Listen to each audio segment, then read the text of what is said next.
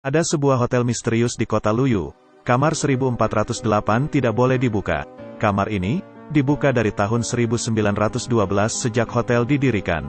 Total ada 56 orang yang meninggal, bunuh diri dengan melompat, atau menggantung diri. Tidak ada yang tahu apa yang terjadi di kamar 1408. Untuk mencegah banyak tragedi, hotel memutuskan untuk menutup kamar ini. Tetapi ada seorang penulis yang menulis cerita hantu. Dia telah mengunjungi rumah-rumah berhantu di seluruh negeri, tapi tidak pernah melihat hantu. Dia tidak percaya dengan hantu. Mendengar kamar hotel ini, dia segera ke hotel itu dan check-in di meja resepsionis. Tetapi diam-diam dia telah menelpon manajer hotel.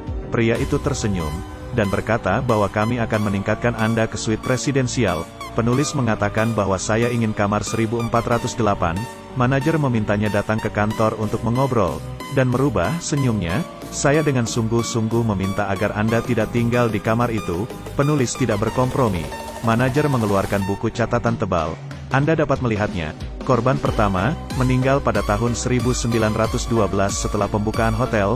Dengan memotong tenggorokannya, penulis terus membalik setiap halaman. Ini adalah tragedi yang berbeda. Manajer mengatakan bahwa tidak ada yang melewati itu selama 1 jam. Dia lebih tertarik, mengatakan bahwa dia harus tinggal. Jika tidak saya akan menuntut Anda, manajer hotel. Manajer akhirnya setuju. Manajer mengantarnya ke atas. Penulis bertanya apakah kamar kotor. Manajer menjawab kami akan membersihkannya setiap bulan. 3 orang secara bergilir, tidak boleh lebih dari 10 menit. Pintu harus dibuka. Tapi mesti begitu. Selama beberapa tahun seorang pekerja wanita menunggu di kamar mandi. Dia menunggu sampai orang keluar. Matanya hilang. Sampai di lantai 14. Manajer memperingatkan penulis untuk tidak masuk kamar itu. Sayangnya dia masih menolak.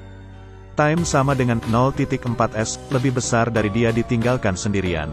Dia mulai berjalan menuju 1408. Dan membuka buku catatan sambil melihat gambar-gambar di masa lalu. Gambar-gambar itu lebih menakutkan dan berdarah. Dia terpesona oleh buku itu. Tiba-tiba, dia menyadari bahwa dia sebenarnya telah kembali ke pintu masuk lift. Tetapi ada kekuatan dalam kegelapan. Dia menutup buku dan fokus berjalan ke kamar 1408. Sebelum masuk, dia melihat seorang ibu di kamar sebelah dengan bayi. Kelihatannya dia tidak aman. Akhirnya dia tiba di kamar 1408. Memasukkan kunci, memutar kunci, membuka pintu, menyalakan lampu. Semuanya normal di dalam ruangan. Pria itu mencibir, menutup pintu dan melihat-lihat isi kamar.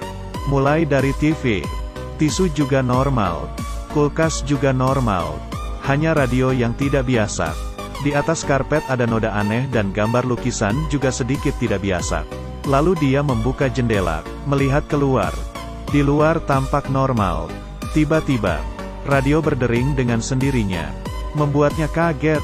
Pria itu membalikkan kepalanya dan melihat. Sialnya, tempat tidurnya ada kotoran. Ia merasa ada seseorang di kamar itu. Jadi dia harus waspada. Tidak ada seorang pun di mana-mana. Dan saat ini dia menemukan bahwa tisu toilet di kamar mandi benar-benar menghadap ke mahkota. Dan udara semakin panas dan panas. Dan menemukan bahwa AC rusak. Jadi dia menelpon resepsionis untuk meminta mereka memanggil pekerja pemeliharaan untuk datang. Mereka setuju. Pada saat ini, pria itu penasaran dan mematikan lampu, memegang sinar ultraviolet. Seluruh ruangan benar-benar penuh dengan noda darah. Nyalakan lampu, dia menemukan ada yang aneh dengan lukisan. Dia menurunkan lukisan itu. Tiba-tiba ada yang mengetuk pintu. Ternyata adalah pegawai pemeliharaan. Dia membuka pintu, tapi petugas itu enggan masuk ke dalam. Dia bilang, saya akan mengajari Anda caranya. Pria itu akhirnya memperbaiki AC sesuai dengan instruksinya. Kemudian dia berbalik, petugas pemeliharaan menghilang. Dia menutup pintu. Tiba-tiba menemukan bahwa dia tidak dapat mendengarnya. Mencoba mendengar suara di luar jendela, telinganya benar-benar tidak dapat mendengar suara. Saat dia kembali, tiba-tiba jendela tertutup sendiri. Tangannya terjepit, dia menjerit kesakitan dan mencoba melepas jarinya. Tangannya mulai berdarah. Dia pergi ke kamar mandi, menghidupkan keran untuk membasuh jarinya. Tiba-tiba air keran menjadi panas. Dia ketakutan. Pergi keluar, menelpon resepsionis. Dia mengatakan saya ingin ganti kamar. Tetapi mereka tidak menjawab pertanyaan itu. Dia mulai berkomentar dengan pelayanan hotel itu, dia marah. Tetapi pihak lain mengatakan bahwa sikap ini tidak baik. Kemudian telepon menjadi rusak. Pria itu benar-benar takut. Dia mencoba membuka pintu tapi tidak berhasil, kunci tidak berhasil. Dia menggedor-gedor pintu itu, dia mencoba mengintip keluar, ada sebuah mata yang menatapnya. Dia cepat menjauhi pintu itu, menghampiri jendela kamar, mengeluarkan badannya, berteriak minta tolong. Tiba-tiba dia melihat, di seberang kamar ada satu kamar menyala. Di dalamnya ada seorang pria, dia mencoba memanggilnya. Orang itu sepertinya melihatnya, perlahan berdiri. Pria itu melambaikan tangannya, untuk meminta bantuan. Dia mengatakan ada yang tidak beres, orang di seberang mengikutinya. Melihat tindakannya dia sadar, dia menyadari bahwa dia tidak meniru dia, tapi mengikutinya, lalu dia mengambil lampu dari sisi dan mengambilnya. Orang di seberang juga sama. Orang lain itu ternyata dirinya sendiri, dan yang lebih menakutkan, ada orang lain di belakang orang itu, memukul kepalanya, bahwa orang yang sama muncul juga di tempatnya. Lebih besar dari tetapi, dia hanya menderita sedikit dan dengan cepat. Pria itu membawa lampu tempat tidur, melemparnya ke bawah, tetapi lampu menghilang di udara. Dia sangat khawatir. Dia berusaha mati-matian untuk mengatakan pada dirinya sendiri semua adalah halusinasi. Lebih banyak halusinasi muncul. Hantu yang meninggal di hotel ini muncul, memanjat keluar jendela dan melompat. Satu orang dua orang. Tampak untuk mengingatkannya apa yang harus dilakukan. Pria itu tidak mau berkompromi. Dia memeriksa denah hotel, menemukan bahwa ada jendela di kamar 11.408. Dia bisa mencoba cara ini. Baru 9 langkah. Dia bisa mencobanya lewat jendela 1408. Menurunkan kaki, dengan hati-hati merayap keluar jendela, dan mengatakan pada diri saya sendiri bahwa itu hanya 18 langkah. Dia tidak berani melihat ke bawah. Dia hanya bisa bergerak di atap yang sempit, dan menempel di dinding. 1 langkah, 2 langkah, 3 langkah. Angin di lantai 14 sangat kuat. Di langkah ke-9, dia tidak bisa menyentuh jendela. Tiba-tiba dia melihat tidak ada jendela di depannya. Hanya ada dinding yang tak berujung. Dia akhirnya kembali. Tidak mudah kembali ke kamar 1408. Jendela tertutup sendiri. Dia bangkit, dan memeriksa kembali denah kamar. Semua telah berubah. Hanya ada satu kamar 1408. Dia kembali mengintip. Di luar hanya ada tembok. Jendela berubah menjadi tembok. 1408 sudah jadi ruang rahasia. Suhu AC turun. Untungnya, sinyal bisa connect ke Wi-Fi. Dia buru-buru login, dan menghubungi mantan istrinya.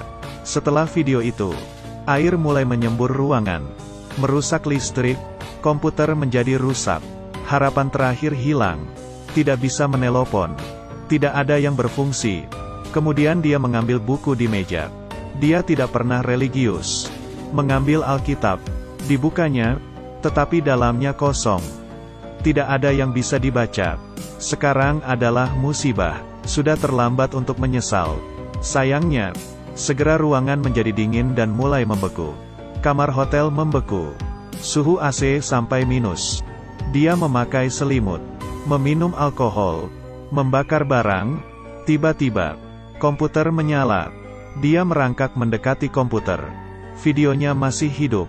Dia bertanya apa sudah telepon polisi. Dia bilang sudah. Polisi sudah di kamar 1408. Tapi kamarnya kosong. Pria itu bingung. Dia ada di kamar 1408. Dia tahu kamar ini penuh kejahatan. Dia bilang dia ingin mati. Perempuan itu berencana mendatangi hotel dan menyelamatkannya. Pria itu berkata jangan datang. Siapa yang tahu? Layar itu tiba-tiba muncul. Cepat datang aku di kamar 1408. Anda menyelinap masuk. Pria itu mencoba menahannya. Tapi wanita itu tidak bisa mendengar suaranya. Pria itu menatapnya di layar. Pria itu tersenyum padanya. Tiba-tiba, ruangan mulai runtuh. Dinding mulai bergerak. Teriakan minta tolong kru juga mendengar satu demi satu. Di dalam kamar air terus turun. Pria itu bangkit, memukul lukisan. Air mengalir keluar dari lukisan, dan membanjiri ruangan. Pria itu berangsur-angsur kehilangan kesadaran. Akhirnya dia tersadar. Dia ada di rumah sakit. Semua orang sangat gembira. Pria itu merasa tenang. Segala sesuatu tentang 1408 hanyalah mimpi buruk. Pernahkah mereka mendengar tentang hotel itu? Perempuan itu menjawab tidak. Jadi itu hanya mimpi. Kehidupan pria yang kembali ke jalurnya. Dia mengesampingkan kematian putrinya. Mengambil inisiatif untuk kembali dengan mantan istrinya. Pengalaman 1408 ditulisnya menjadi sebuah buku. Dia membawanya ke penerbit. Di kantor pos. Tiba-tiba dia menemukan bahwa petugas kantor pos adalah petugas hotel. Kemudian terjadi hal yang luar biasa. Semua orang di kantor pos sibuk menghancurkan tembok. Ada tulisan di dinding. Ini adalah kamar 1408. Ternyata, semua orang tidak pernah meninggalkan ruangan. Saat ini, ruangan telah menjadi reruntuhan yang terbakar. Putrinya yang sudah meninggal muncul. Dia meneteskan air mata dan memeluknya erat. Tidak lama, putrinya kembali mati. Pria itu tidak bisa terima. Kenapa putrinya harus mati 2 kali? Pria itu menghancurkan barang-barang di ruangan yang begitu kejam. Kemudian, penghitung waktu berakhir. Dia bertahan selama 1 jam. Kamar itu kembali seperti semula. Telepon berdering. Pria itu mengangkatnya. Ada suara di telepon. Berkata, bahwa jam ini akan memulai kembali putaran tak terbatas. Tapi Anda juga bisa memilih layanan check-out kilat. Melihat sebuah tali yang diikat. Membujuknya untuk bunuh diri. Suara di telepon juga mengatakan istrinya akan datang dalam 5 menit. Pria itu marah. Bahkan jika dia meninggal, dia akan merusak ruangan ini. Pria menghabiskan seluruh hidupnya melarikan diri. Setelah anak perempuannya meninggal, dia melarikan diri dari kenyataan. Ayahnya sudah tua di panti jompo. Dia membakar kamar dan berniat membakar dirinya. Di lantai bawah, staf hotel semua diusir karena kebakaran. Mereka melihat api berasal dari kamar 1408. Membakar abis. Dia di atas bertekad. Dia menggunakannya botol memecahkan jendela. Kamar meledak. Semua habis di dalam 1408. Tidak ada lagi tragedi. Di dalam kamar 1408. Dia akan menjadi yang terakhir. Tetapi, kamar 1408 bukanlah kamar hotel biasa. Kamar hotel sebenarnya melambangkan hati seseorang. Tidak ada yang berani menghadapinya. Hanya ingin melarikan diri. Gemetar. Tetapi seringkali yang kesepian akan kalah. Jadi tolong jangan tinggalkan orang yang kamu cintai yang mencintaimu. Dengan mereka, kamu akan menjadi lebih kuat.